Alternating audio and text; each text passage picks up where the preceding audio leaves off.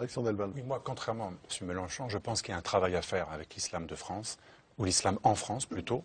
Et bien entendu qu'il ne faut pas mélanger les individus musulmans, je suis tout à fait d'accord avec l'islam, mais il y a un travail à faire sur cet islam de France. Je vais vous donner un exemple.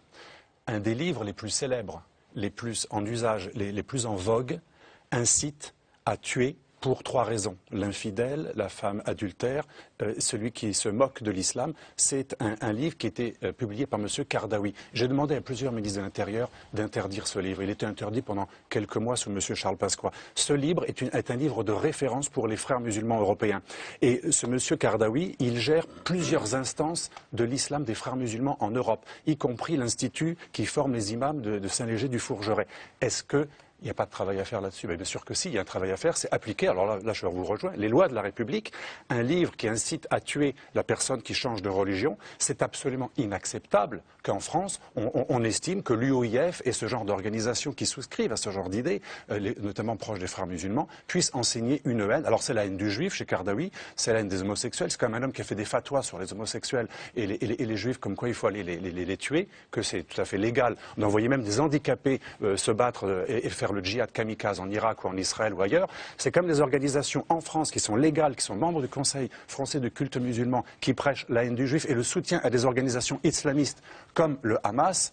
Et on nous dit qu'il n'y aurait pas de travail à faire avec l'islam de France. Deuxième exemple, à Lunel, la mosquée Tablir a formé les familles qui sont parties faire le djihad en Syrie. Cette mosquée, ce n'est pas une mosquée des caves, ce n'est pas le fruit, le radicalisme à Lunel, ce n'était pas le fruit de la pauvreté. C'était une belle mosquée, ce n'était pas une mosquée dans un hangar. Et bien cette mosquée, elle a formé des fanatiques dans le mouvement Tablir, qui est un mouvement indo-pakistanais. On apprend, et c'est un mouvement qui a pignon sur rue en toute l'Europe, il a pignon sur rue en France, on apprend comment mépriser l'infidèle. Même sa sueur est absolument insupportable. On ne doit même pas lui serrer la main. L'infidèle est méprisable. Comment voulez-vous que si on apprend que l'infidèle est méprisable, que le juif est inférieur ou un singe ou un porc, comment voulez-vous qu'ensuite la seconde étape ne soit pas je vais appliquer cette haine que j'ai apprise, l'enseignement de la haine débouche sur l'application de la haine, le meurtre. Alors justement là, Jean-Luc Mélenchon, est-ce que la gauche et la droite, pour prolonger ce que vient de dire Alexandre Delval, n'ont pas péché un peu par angélisme pour toutes sortes de raisons, antiracisme, clientélisme, etc. Est-ce qu'on ne peut pas se poser cette question quand même? Je ne me la pose pas pour moi-même. Moi, j'ai jamais fait preuve d'angélisme et j'ai toujours mené le combat laïque extrêmement âprement contre toutes les tentatives du retour du religieux dans la politique. Mais Graouzek et les membres de votre parti ont voté contre la loi qui interdisait la burqa, par exemple. Donc on a pas mal d'exemples chez vous de gens qui ont voté contre. Ah, alors vous, tant mieux. Mais des gens de votre mouvement, de la gauche, ont voté contre. Oui, mais il y a des gens qui voient les choses différemment. Les beaufs curés qui aiment bien les barbus les plus fanatiques, c'est assez paradoxal. C'est ça qui est un peu gênant.